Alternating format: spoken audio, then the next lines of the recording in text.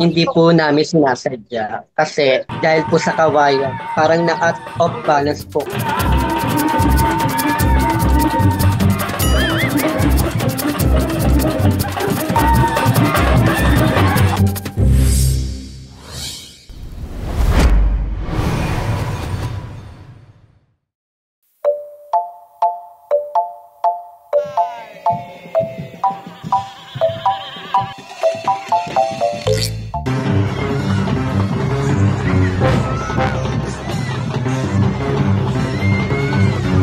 Tumatalon din po ako ng second floor, cover court.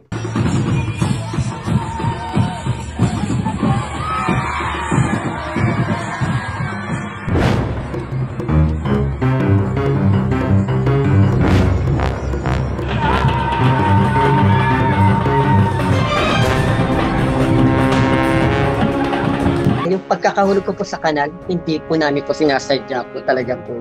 Kahit nasaktan po ako, hindi po ako natakot.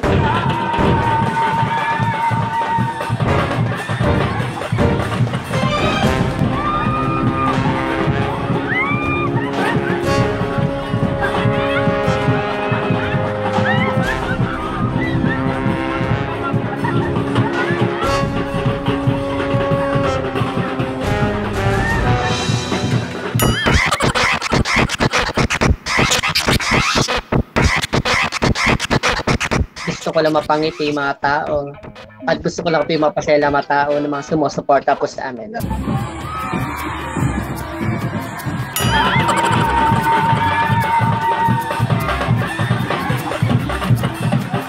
Marami po nagka-comment po sa akin na ba't ganito, ba't ano nangyari sa ito, okay lang po ba kayo, ganito, wala po ba nasaktan? Sabi ko naman po, okay lang sa akin kasi ginusto ko, mas okay yung mapangiti kay mata.